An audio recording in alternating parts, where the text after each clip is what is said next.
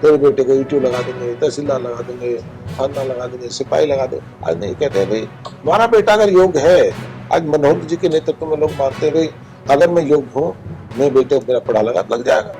बड़ी क्रांति। आज पढ़ी लिखी पंचायत है, पहले अनपढ़ हुआ करते थे, आज पढ़े लिखे हैं। आज पढ़े लिखे सरपंच महिला है, 50% है, पढ़ी लिखी पंचायत है। आज कोई ये नहीं कह सकता कि मैं तो अनपढ़ था, मेरे को तो जानकारी नहीं। आज पढ़ के जानकारी होती। कल तो अंगूठा को लगाओ, 20 जगह हाथ लगा दे। तो हरियाणा को दिशा, हरियाणा में हाईवे देखिए, हरियाणा में चंडीगढ़ आते थे, वो कहते भाई आज जाऊंगा कल वापस आऊंगा, आज कहते हैं आज जाऊंगा शाम को घर वापस। आज सिरसा से आदमी कहता है 4 घंटे में फरीदाबाद पहुंच चुका है, और फरीदाबाद से कहता मैं सुबह चलूंगा शाम को वापस अपने घर आ जाऊंगा, तो रेस्ट हाउस में नहीं रुकता।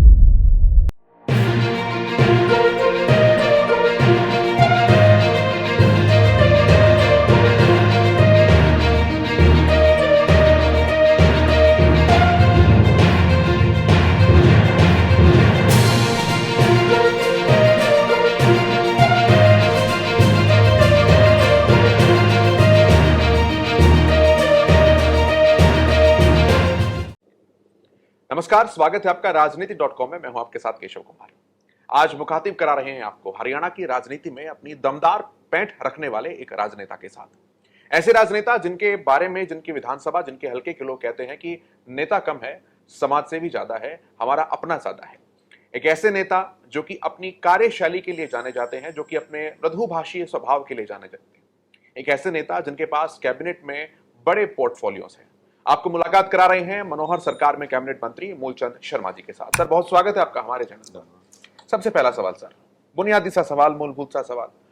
जिन विजन्स के साथ 2019 में जनता के सामने गए थे, सरकार बनेगी, ये जिम्मेदारियां मिलेंगी, इन कामों को करेंगे, उन कामों की सूची में आप कहां तक पहुंचे हैं अभी? विकास कार्यों की बात करते हैं तो हल्के की भी और प्रदेश की भी। सबसे पहले तो मैं आप लोगों का धन्यवाद करूंगा कि 2014 में भारतीय जनता पार्टी हरियाणा में पहली सरकार बनी, और कभी लोगों ने कल्पना नहीं की थी हरियाणा में बीजेपी की सरकार बनेगी। लोग कहा करते थे बीजेपी किसी के दल के साथ हो सकती है और पूर्ण बहुमत की सरकार नहीं बना सकती, और बीजेपी ने पूर्ण बहुमत की सरकार बनाई और धमाकेदार बनाई, और पूरे हरियाणा में धमाके के साथ निपटी। जो हरियाणा में काम आज तक के आजादी से पहले नहीं हुए, और इस बीजेपी की सरकार ने करके दिखाया। और 2019 में सरकार बनी। आज 40 विधायक हैं, आजाद विधायक हैं, दूसरा जेजेपी है, सबके संयुक्त साथ बीजेपी की सरकार है। और हरियाणा में जो बीजेपी ने मन में थी वो करके दिखाया है। हरियाणा प्रदेश में जितना बड़ा भ्रष्टाचार, जिसके नाम से भ्रष्टाचार की जननी के नाम से हरियाणा को जाना जाता था, कभी हरियाणा में योग्यता के नाम की कभी बात नहीं होती थी कि हरियाणा में योग्यता के आधार पर नौकरी लगी। और प्रदेश के मुख्यमंत्री मनोहर लाल जी ने हरियाणा में वो करके दिखाया, कभी कल्पना नहीं थी कि हरियाणा में योग्यता के आधार पर नौकरियां, गरीब का बेटा लग जाए, अमीर का लग जाए। कहते हैं जो योग्य बच्चा होगा वही नौकरी लेगा।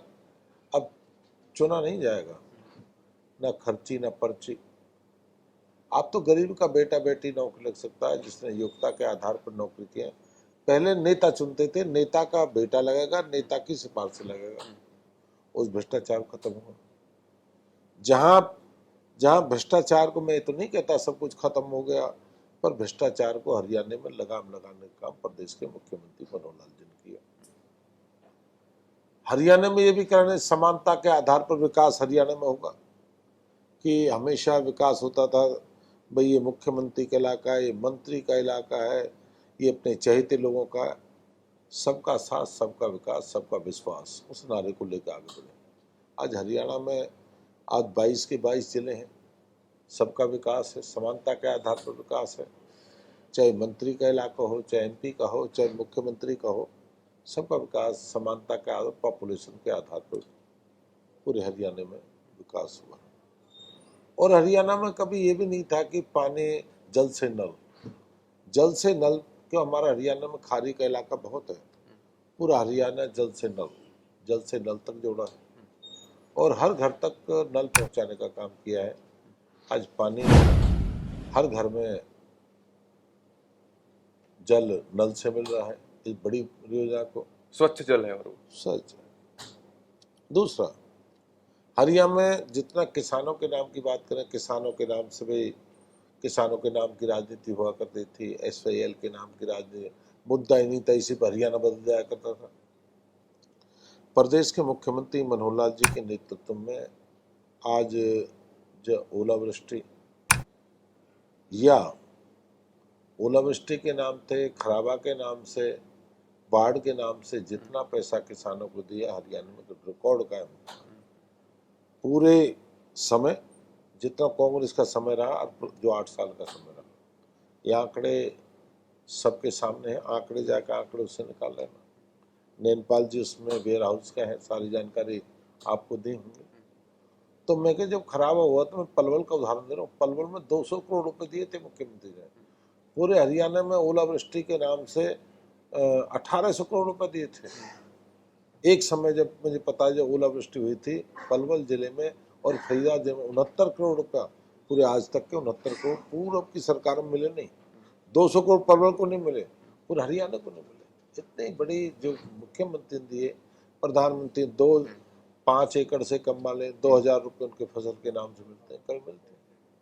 किसान के आज माल उठता है तो किसान समय मंडी को उठता है।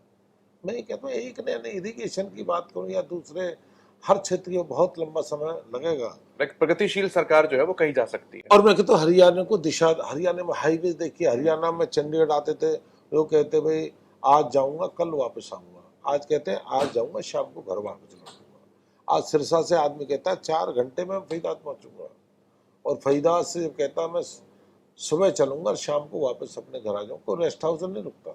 आज हाईवे का जाल देखिए, इतना बड़ा हाईवे का जाल जो प्रदेश और केंद्र की सरकार ने हमको दिया। आज हरियाणा में 24 हाईवे हमारी सरकार के बाद, पूर्व वाले ने बता दे हाईवे। और जो हाईवे हमने बनाए, जो हाईवे गुड़गामा, जो पुराने हाईवे थे, उनको दिशा देने का काम हमने किया। सर, बड़े मंत्रालय हैं आपके पास, 90 विधायकों की जिम्मेदारी, उससे निचले प्रशासनिक स्तर पे बात करें तो गिनती ही नहीं है। फिर प्रदेश में लोग अपनी फरियाद लेकर आते हैं, फिर विधानसभा में पहुंचते हैं तो बल्लभगढ़ के लोगों की समस्याएं, सारी चीजों को मूलचंद शर्मा जी किस तरह से मैनेज करते हैं? ये जो अपने लोगों का जो जिम्मेदारी, जो दायित्व मिला है, उस दायित्व के तहत जो भी अपने महकमे या विधानसभा के हैं, उन कामों को करते हैं। और विधानसभा का जो कार्य है, विधानसभा में फारिग करते हैं, जो हरियाणा का चंडीगढ़ में का फारिग करते हैं। पूरा समय दे पाते हैं अपने विधानसभा में? नहीं, समय तो बल्लौड़ से चंडीगढ़ है, चंडीगढ़ से बल्लौड़ नहीं है। बल्लभगढ़ है तो चंडीगढ़ है। मैं बल्लौड़ में सबसे ज्यादा समय देता हूँ। मैं चंडीगढ़ में 3 रात देता हूँ और 4 रात देता हूँ मैं अपनी विधानसभा में। यानी लोगों के साथ कनेक्टिविटी जो है हाँ, बनाकर लोगों अच्छे के से साथ मान ली प्रयास करता हूँ कि वे लोगों के साथ रहें।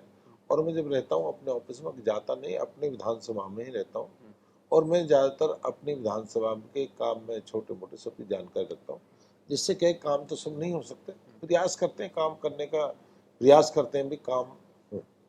सर, अब अपने मंत्रालय की जब जिम्मेदारी आपने संभाली तो परिवहन मंत्रालयों में जिस तरीके से केंद्र स्तर पर हम देखते हैं कि गडकरी जी की जब नेतृत्व उनको मिला, जिम्मेदारी उनको मिली, तो एक क्रांतिकारी बदलाव जो है वो कार्यशैली में भी हुए और जमीन पर भी दिखने लगे। उस तरह की कुछ चीजें हरियाणा में भी देखने को मिलती हैं। बतौर परिवहन मंत्री आप अपनी व्यक्तिगत उपलब्धियों को किस तरह से गिनवाएंगे? जब मैं परिवहन मंत्रालय जब मेरे को मिला था, उस समय हड़तालों का दौर था। हड़ताल कहते हैं, अगर रोडवेज के कर्मचारी हड़ताल करते हैं तो पूरा प्रदेश हड़ताल पर खड़ा हो जाता है। बड़ी यूनियन, स्ट्रॉन्ग यूनियन। सबसे पहले जितने हमने कर्मचारी थे जिनकी प्रमोशन ड्यू थी, हमने GM से लेके जेल वार्ड तक, सॉरी यार्ड मास्टर तक, हम तमाम प्रमोशन हो गए। जितनी प्रमोशन सबको प्रमोशन किया। जितने लोगों की लंबे समय से डिमांड दी, ये तो प्राइवेटीकरण करने जा रहे हैं, हमने बसों की सबसे बड़ी खेप प्रदेश के मुख्यमंत्री जी ने करी। और मुख्यमंत्री ने जो बेड़ा, बसों का बेड़ा हरियाणा 4500 था, उसे बढ़ा के हमने 5300 किया। हमने ही बढ़ाया। और बढ़ाने के बाद उस बेड़े को हमने टोटल लगभग 5200 बस हमारे बेड़े में आज है। 550 इलेक्ट्रिकल बस और आ जाएंगी, 5:30 जो केंद्र की तरफ से आने इलेक्ट्रिकल बस आने वाली है, तो ये बेड़ा भी तरी बस से ऊपर पहुंच जाएगा। ये क्रांति है। हमने नई बसों के लिए हमने पैनिक के साथ लिया, हमें गूगल के साथ हमने 112 नंबर के साथ डायल किया है। बस की जानकारी पता है, बस कहाँ खड़ी कहाँ चली, ये भी ई टिकट की शुरुआत हमने की। ई टिकट से जानकारी एक एक जानकारी उसके मिले। ये तमाम जानकारी हमने हरियाणा रोडवेज के उसमें ली है, और हरियाणा रोडवेज के कर्मचारियों को कभी हमने परिवार की तरह माना, और परिवार के महकमे को हमने ज़्यादा अंतर नहीं दिया। अगर रोडवेज के कर्मचारी को पीड़ा होती है, तकलीफ होती है, तो न्यूज़ मंत्रालय को पता। उनकी छोटी छोटी बात है, कहीं वर्दी, कहीं जूते की बात है, कहीं साबुन की बात है, कहीं उनकी प्रमोशन है, कहीं दूसरे उनके कोई एक्सीडेंट हो जाता उसकी बात है, कोई मतलब इस तरह की एक नहीं अनेक हमने कहीं उनकी जैसे एक्सीडेंट हो जाता उस बैंक से हमने बैंक से उनको उनके खाते को ऐड कराया, जब 50 लाख रुपये मिले। हमने ये भी उधर रखे भी किसी कर्मचारी का ओवर टाइम वहीं मिले जहाँ देने की जरूरत हो। तो एक नहीं, हमने बसों की बहुत बड़ी खेप हमने बेड़े में शामिल किए। एक टिकट की हमने शुरुआत की, प्रमोशन हमने सारे इनको दिए। इससे क्या है कि रोडवेज के कर्मचारी को मानता हूँ कि रोडवेज के कर्मचारी हमेशा एक गरीब का हवाई जहाज। ये हरियाणा के कोने से, हरियाणा नहीं, ये अयोध्या तक पहुँचाता। हमारी ट्रांसपोर्ट जाती है, और उत्तर भारत में हरियाणा रोडवेज की अपनी धूम है।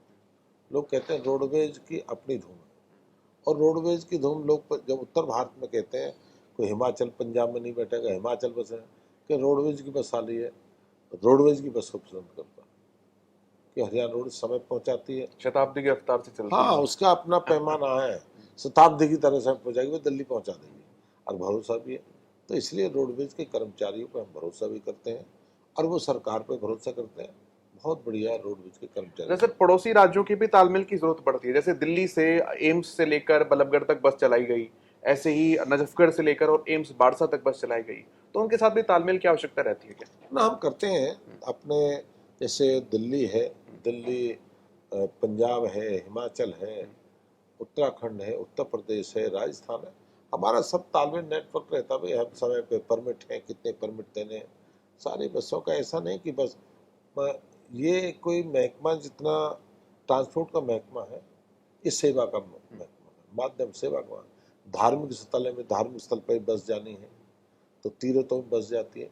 तो इनसे सारे प्रदेश के लोगों से हम संपर्क करते हैं, और संपर्क की जानकारी एक दूसरे को आदान प्रदान करते हैं। उनको जब तक वो हमारी बात पूरी करते हैं, हमारी कोई बात है वो भी पूरा करने का प्रयास करते हैं। सर, कुछ सवाल हैं जो मैं आपसे राजनीति के दार्शनिक पहलुओं पर पूछना चाहूंगा। आप एक बहुत लंबा चौड़ा राजनीति में अनुभव रखने वाले नेताओं में आपकी गिनती है। अगर मैं 3 दशक पहले की राजनीति की बात करूं और आज की राजनीति की बात करूं, तो राजनेताओं की कार्यशैली के अंदर और स्टाइल ऑफ पॉलिटिक्स बेसिकली कहें, किस तरह का बदलाव जो है वो आप महसूस करते हैं?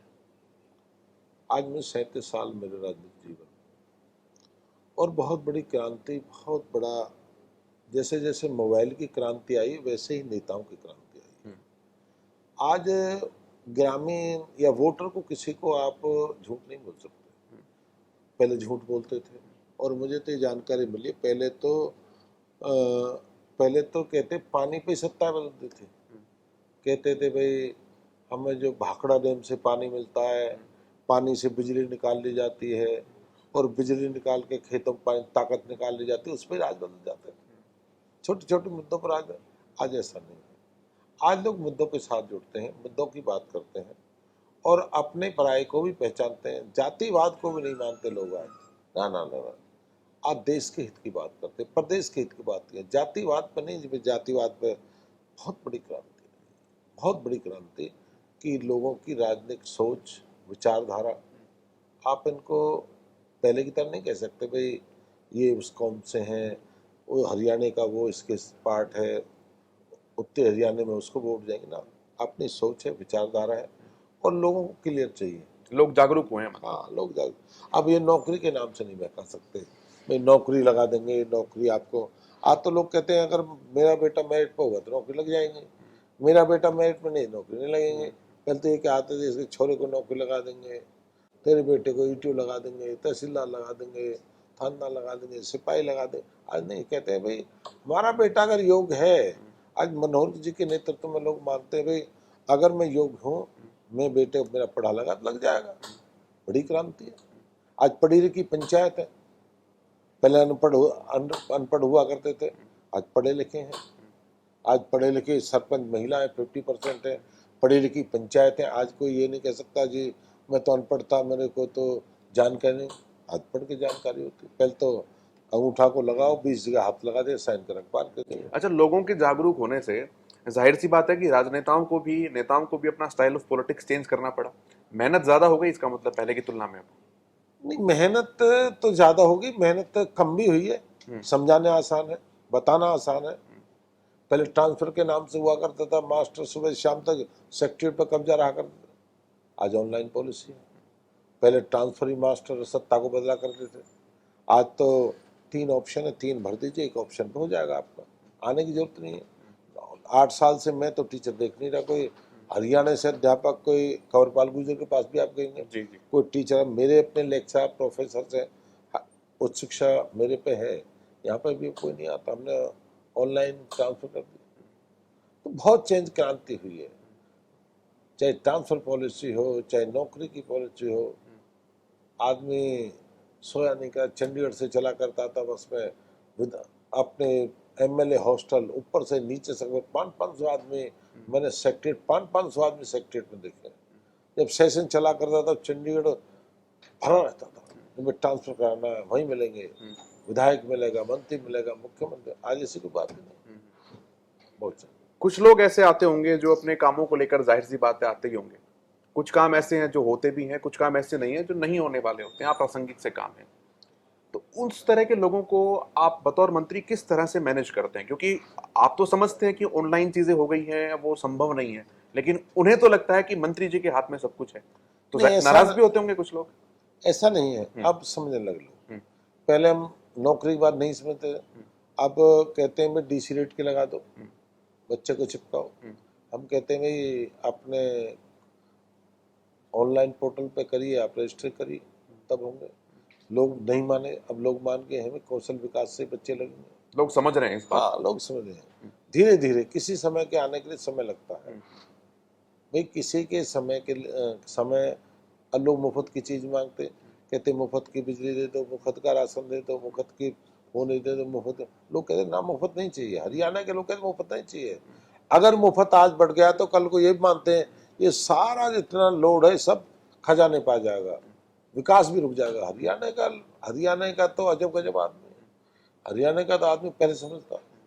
तो मैं मानता हूँ कि हरियाणा के जो लोग हैं, जो व्यक्ति हैं, वो समझते हैं कि यार समझ में आते हैं। थोड़ी पहले परेशानी थी, हमें पीड़ा थी, और सभी विधायकों को परेशान, मैं क्या विधायकों पर सभी लोग थे, पर लोग अब समझते भाई अब नौकरी लगनी है, ट्रांसफर करना, इस पॉलिसी के आधार। सर, आपने मुफ्त वाली बात कही। मैं कोई आलोचनात्मक तौर पर यह सवाल नहीं पूछ रहा हूँ, क्योंकि आप मंत्री हैं, आप चीजों को बहुत बेहतर से समझते हैं, तो मैं मैकेनिज्म समझना चाहता हूँ। दिल्ली के अंदर जो ट्रांसपोर्ट सेवा है महिलाओं के लिए फ्री है, लेकिन उसके बावजूद भी सीएम की तरफ से ये कहा जाता है कि डीटीसी जो है वो घाटे में नहीं है, फायदे में है। क्या ऐसा संभव है कि फ्री करते हुए सेवाओं को और महकमे को फायदे में चलाया जा सके? आज हमारी 60 कैटेगरीज हरियाणा में जो हम सब्सिडी देते हैं, फ्री भी करते हैं। बेटियों के लिए जैसे अपने एजुकेशन स्कूल कॉलेज के लिए बेटियां हमारी आज 600 बस सब शिक्षा के उसमें है। चाहे बेटी ITI में है, कॉलेज में है, स्कूल में है, कैंसर पीड़ित है, 60% पीड़ित है, सब लोग। और इसके बावजूद हम बसों को भी बाहर चलाते हैं। अगर हम कॉमर्शियल टैक्स रोडवेज की बसों से ना लाए, बस में ना लॉस ना प्रॉफिट, बराबर हो जाता। अगर जो हम बसों से कॉमर्शियल प्राइवेट होते हैं, वही टैक्स हरियाणा रोडवेज की बसों से लिया जाता है। और हमारी तनख्वाहें आज 70,000, 80,000, 1 लाख, और दिल्ली में तो आज बसों पे सारे 16-16 हजार में है कॉन्ट्रैक्ट। 16,000 में। हमें सबसे बड़ी तनख्वाह 1-1 लाख रुपए कंडक्टर ड्राइवर को पड़ता है। वहाँ पे 16,000 में बस चला रहे हैं, वो भी कॉन्ट्रैक्ट में है। कॉन्ट्रैक्ट पे। हमें सारी चीज़ मैं कहता हूँ कि हरियाणा रोडवेज की बसों की कभी शिक्षा, चिकित्सा, परिवहन, कभी ये प्रॉफिट के लोग नहीं। ये सरकार के लिए, सरकार इनको सुविधा देती है, सरकार की वेलफेयर में काम करते हैं। अगर मैं कहता हूँ अगर टैक्स को भी निकाल दिया जाए तो roadways no loss no profit. एक आखिरी सवाल पूछूंगा मंत्री जी आपसे। आने वाला समय चुनावों का समय है, लोकसभा चुनाव भी है, विधानसभा चुनाव भी है। कहाँ खड़े देखते हैं पार्टियों को मौजूदा स्थितियों के हिसाब से, जो भी आकलन है उसमें? मैं हरियाणा की बात, जी, हरियाणा से। हरियाणा के साथ जिस तरह के हालात हरियाणा में बीते, आम व्यक्ति जानता है, तो कहता नहीं है, जानते सब है। हरियाणा जिस तरह के दौर से हरियाणा गुजरा, कुछ जिले ऐसे थे जहां हरियाणा में नौकरी वही लोग लगते थे जो मुख्यमंत्री के जिले हुआ करते थे, और जो वजीरों के जो रिश्तेदार, विधायक के रिश्तेदार फिक्स थे और जो चहेते लोग हैं, उन्हीं के बच्चे नौकरी, उन्हीं के बच्चों की पोस्टिंग हुआ करती थी, उन्हीं के बच्चों को बढ़िया सब डिवीजन मिलते थे, जो काम जिस तरह का उन्हीं के बच्चों को। और ये युग 20 साल 25 साल का युग रहा है जिस तरह हरियाणा ने भोगा है। हरियाणा जिस तरह से हरियाणा में इस तरह का एक साम्राज्य रहा और जिस तरह लोगों ने अपने आप को मन में पीड़ा रखी कसोट के, उसका परिणाम है कि बीजेपी की सरकार हरियाणा में। और हरियाणा के लोग ये कहते हैं एक बार फिर 24 में, चाहे मनोहर की सरकार में या नरेंद्र मोदी की सरकार भी, काम कम हो या ज्यादा हो, उन्हें भरोसा और विश्वास दिया है। आज प्लॉट और मकान जमीन पर कोई कब्जे नहीं होते, कोई कहीं हो, पहले तो सारे दिन कब्जे हुआ करते थे, सारे दिन दिल्ली हुआ करती थी। आप तो पड़ोसी प्रदेश के हैं, आपने देखा हरियाणा, जितने हरियाणा पे गुंडा साम्राज्य चल रहा था, सारे दिन जमीनों पर कब्जे हो गए। वो कहते हैं भाई हमारी जमीन ना कब्जा होगा, ना मकान पे होगा, दुकान पे, और बहन और बेटी सब सुरक्षित है। कोई कर्मचारी हरियाणा में कहीं नौकरी करे, सब खुश है। तो लोग चाहते हैं कि हरियाणा में जिस तरह का जंगल राज की समाप्ति, 25 साल का जो जंगल राज था उसकी समाप्ति की है, वो जंगल राज का खात्मा हुआ है। तो इसलिए लोग कहते हैं कि फिर हरियाणा में एक बार बीजेपी की सरकार बनाएंगे, हम जंगल राज को नहीं पनपने देंगे। भाई जातिवाद, भाईवाद, परिवारवाद, क्षेत्रवाद, उसको नहीं पनपने, फिर बीजेपी की सरकार फिर प्रदेश से बनाने का काम करेंगे 24 में। इसलिए भारतीय जनता पार्टी की केंद्र प्रदेश में इसलिए सरकार बनेगी। जो लोग चुप बैठे हैं वो कमल दबाएंगे, उनको पता है कमल दबाना है। जो बोलते हैं वो तो 2% भी लोग नहीं है, 4% भी जो ज्यादा बोलते हैं। साइलेंट वोट ज्यादा है, साइलेंट है सब लोग, सारा लेके पंचकुलाते लेके गुड़गामा, रेवाड़ी, महेंद्रगढ़, भिवानी तक सब साइलेंट वोट रहे। काम करेगा अपना, पहले काम करा, 19 से फालतू काम करेगा अपना। चलिए, बहुत शुक्रिया सर आपका, आपने अपना कीमती समय दिया हमारे लिए, बहुत शुक्रिया, बहुत धन्यवाद आपका। Thank you. आपके चैनल के लिए मेरी तरफ से, हरियाणा सरकार की तरफ से मैं सबको बहुत बधाई, बहुत। ये चैनल बुलंदियों पे हो, आम व्यक्ति की, गरीब की, मजदूर की, कर्मचारी की आवाज़ बन के आगे काम